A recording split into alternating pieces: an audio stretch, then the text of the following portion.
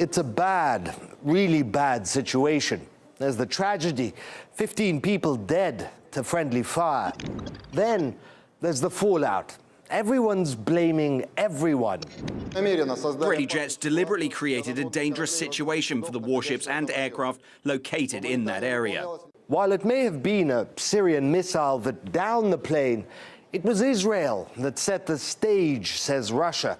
Israel bombed Syria again, the Syrians defend themselves, and a Russian jet gets caught in the crossfire. The Israeli military, though, blames Iran and Hezbollah.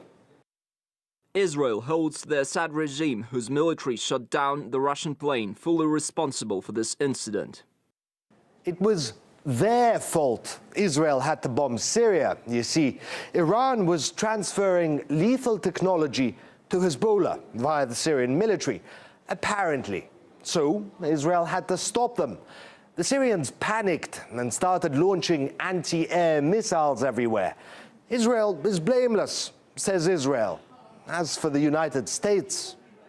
Can you comment at all on the shoot-down of the Russian jet yesterday and whether or not the U.S. had any visibility in it over a deconfliction line or any other means? As far as I'm tracking, Tara, we did not. The coalition was not involved with this. Did you have any visibility into it as it was happening through either your own radar or through the deconfliction line?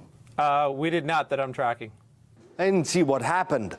Usually, when one doesn't see what happened, one doesn't blame anyone, unless one can get in a cheap shot against Iran. I would like to express sorrow to our council partners, Russia, for the tragic loss of life when the Russian plane was downed yesterday. If Russia is interested in bringing peace to Syria, it should make sure Iran and its militias leave Syria once and for all. The risk of a broader conflict will leave with them. Iran is responsible for creating the Syria we see today. It's an interesting argument. Israel's been bombing Syria near enough monthly, sometimes weekly, in order to prevent Iran from launching an attack on Israel. To date, there have been 0 Iranian attacks and a whole lot of Israeli ones. We condemn this new act of Israeli aggression against my country. The UN Security Council must bring Israel to account for its violation of international law. Israel attacked Syria twice this week, but apparently some are unaware of that.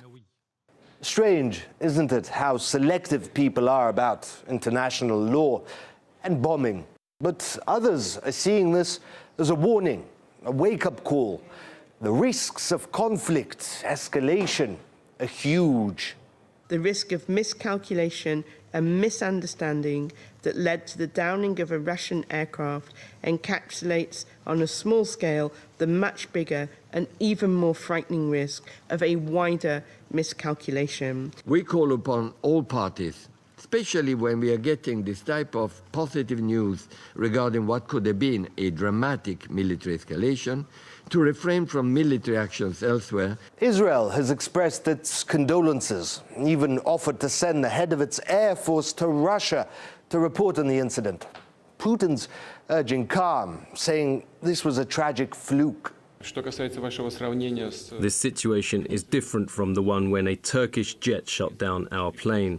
Back then, Turkey intentionally shot down the aircraft, but now it looks like a chain of accidental events.